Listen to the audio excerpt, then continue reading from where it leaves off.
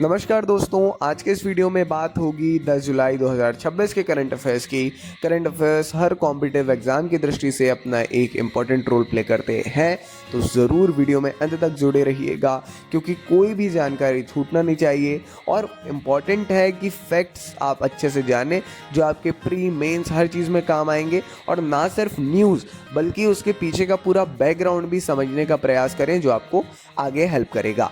शुरू करते हैं पहली जानकारी के साथ। जेनेवा जून 2027 में वैश्विक एआई शिखर सम्मेलन की मेजबानी करेगा।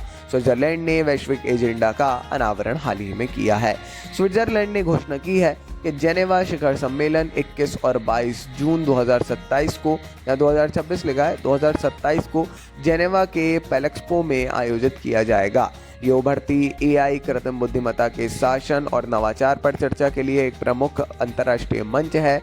ये शिखर सम्मेलन अंतर्राष्ट्रीय दूरसंचार संघ के AI for good global summit के साथ आयोजित होगा, जिसमें विश्व के नेता, नीति निर्माता, शोधकर्ता, प्रौद्योगिकी कंपनियां, अंतर्राष्ट्रीय संगठन और नागरिक समाज के प्रतिनिधि एक साथ आएंगे। उन्होंने इस बात पर जोर दिया कि स्विट्जरलैंड का उद्देश्य एक वैश्विक मंच स्थापित करना और जहां सरकारों, कंपनियों, शैक्षणिक संस्थानों और अंतर्राष्ट्रीय समुदाय को एआई विकास के प्रबंधन में मिलकर काम करने का अवसर मिलेगा। ये इस प्रकार का एक पूरा मंच है, एक प्लेटफॉर्म है ना।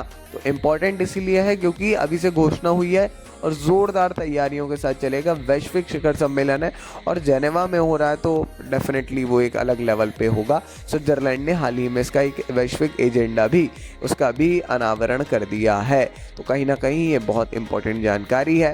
खैर, भारत भी अलग अलग प्रयास एआई में कर रहा है, उसके बारे में भी जानना चाहिए। आगे बढ़ते हैं। ओपन एआई को GPT 5.6 के व्यापक कार्यान्वयन के लिए अमेरिकी सरकार से मंजूरी मिल गई है। एक और एआई से जुड़ी जानकारी।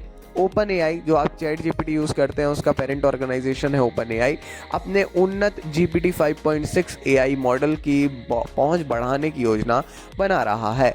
इसे देश में अत्याधुनिक एआई प्रणालियों के लिए नए निगरानी ढांचे के तहत अमेरिकी वाणिज्य विभाग की मंजूरी हाल ही में प्राप्त हुई है। रिपोर्टों से संकेत मिलता है कि कंपनी को उम्मीद है कि वह अधिकारियों के साथ आगे के तकनीकी आकलन को और बातचीत के बाद इस मॉडल को इस सप्ताह व्यापक स्तर पर लॉन्च करना शुरू कर देगी। यह कदम एआई, नवाचार और सरकारी नियंत्रण के बीच परिपक्व होते संबंधों में एक महत्वपूर्ण विकास का संकेत देता है। एक्सियोस की एक रिपोर्ट के अनुसार अमेरिकी वाणिज्य विभाग ने वॉशिंगटन के नए फ्रंटियर एआई फ्रेमवर्क के तहत ओपन एआई के GPT 5.6 मॉडल की गहन जांच के बाद इसकी व्यापक उपलब्धता को हरी झंडी दे दी है। ज़रूरी जानकारी, एक कहीं ना कहीं महत्वपूर्ण है ये जानकारी, ठीक है, तो पढ़िएगा इसके बारे में भी। ये क्या है ओपन एआई तो पता है, ये 5.6 मॉडल क्या है, 1 क्या है, 2 क्या है ना, ये अलग अलग हैं, तो ज़रूर उसके बारे में भी आपको जानना चाहिए। आगे बढ़ते हैं, देखते हैं अगली जानकारी। EPFO ने CITES 2.01 प्लेटफॉर्म लॉन्च किया है। साइट्स करके ये प्लेटफॉर्म है। वित्तीय वर्ष 2026 के PF ब्याज का भुगतान 15 जुलाई तक किया जाएगा, ऐसी घोषणा भी कर दी है। EPFO यानी कर्मचारी भविष्य निधि संगठन ने अपने उन्नत केंद्रीकृत IT सक्षम सेवा साइट्स 2.01 प्लेटफॉर्म का शुभारंभ किया है, जो संगठन के इतिहास में सबसे बड़ा परिवर्तन है।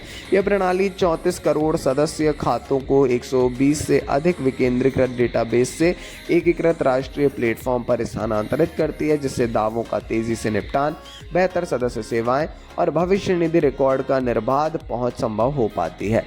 शुभारंभ के साथ ही सरकार ने घोषणा की कि इस बार का जो 8.2% ब्याज की दर से जो इंटरेस्ट है, वो भी EPF ब्याज 15 जुलाई तक सीधे खातों में जमा कर दिया जाएगा, जो PF अकाउंट्स हैं।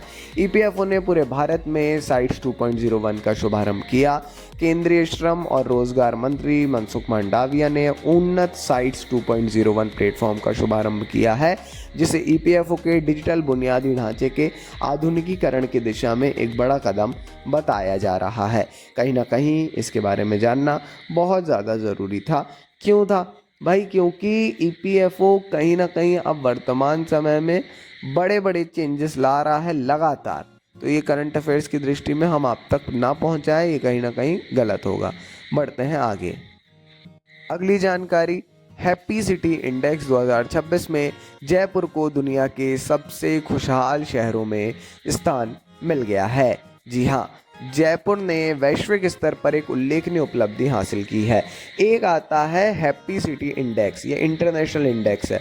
इसकी जो 2026 का इंडेक्स है, शीर्ष 10 शहरों में शामिल होने वाला एकमात्र भारतीय शहर बन गया है जयपुर, है ना। वैश्विक स्तर पर इसे 6ठा स्थान प्राप्त हुआ है, अपने आप में बड़ी बात है। जयपुर को विश्व की गुणवत्ता, समृद्ध विरासत, सुशासन और विकसित हो रही शहरी बुनियादी ढांचे के लिए सराहा गया है। हैप्पी सिटी इंडेक्स 2026 की नवीनतम रिपोर्ट के अनुसार जो शहरों को उनके शासन, स्वास्थ्य, पर्यावरण, आवागमन, अर्थव्यवस्था और समग्र कल्याण के आधार पर मान्यता देता है, जयपुर इस सूची में शामिल होने वाला एकमात्र भारतीय शहर है, जबकि लंदन इसमें पहले स्थान पे है। तो पिंक सिटी जयपुर को कहा जाता है। नवीनतम हैप्पी सिटी इंडेक्स 2026 के निष्कर्षों के आधार पर भारत के सबसे खुशहाल शहर होने का गौरव प्राप्त कर लिया। अब एकमात्र है टॉप 10 में। सीधी बात है कि भारत का सबसे हैप्पी शहर कौन सा है, तो भैया वो हो जाएगा जयपुर।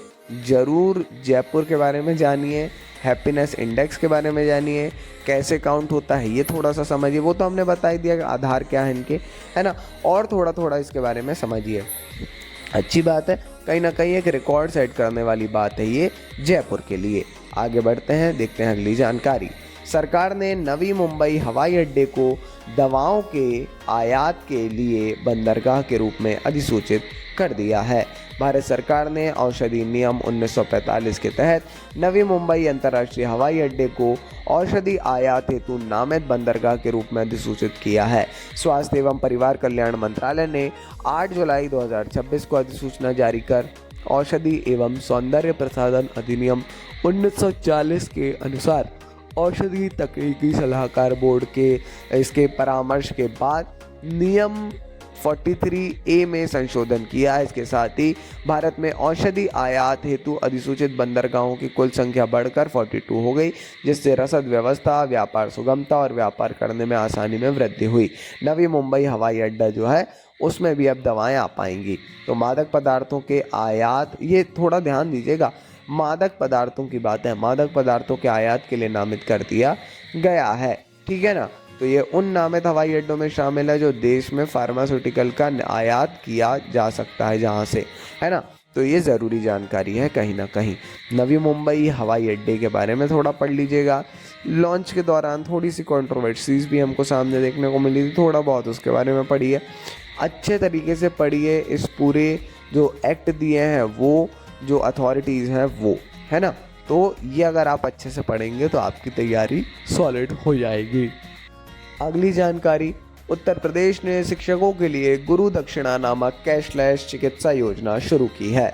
हाल ही में उत्तर प्रदेश सरकार में मुख्यमंत्री योगी आदित्यनाथ ने शिक्षक कैशलेस चिकित्सा योजना शुरू की है, जिसे लोकप्रिय रूप से गुरु दक्षिणा के नाम से जाना जाता है। ये मुख्यमंत्री योगी आदित्यनाथ द्वारा दिया गया है। इस योजना का उद्देश्य राज्य भर के शिक्षकों, शिक्षा मित्रों, प्रशिक्षकों और उनके परिवारों को कैशलेस चिकित्सा उपचार प्रदान करना है। इस पहल के तहत उत्तर प्रदेश सरकार बीमा प्रीमियम के भुगतान के लिए प्रति वर्ष 447 करोड़ रुपए खर्च करेगी, जिससे ये सुनिश्चित होगा कि शिक्षक उपचार लागत की चिंता किए बिना गुणवत्तापूर्ण स्वास्थ्य सेवा प्राप्त कर सकें, है ना। तो ये एक बहुत बड़ी योजना है जो एक वास्तव में पॉजिटिव चेंज लाएगी, मुझे ऐसा लगता है।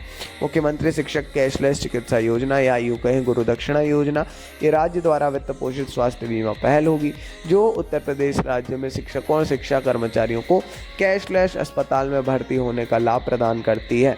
यानी एक तरीके से कंप्लीट हेल्थ इंश्योरेंस देती है हमारी उत्तर प्रदेश सरकार उनके शिक्षकों के लिए।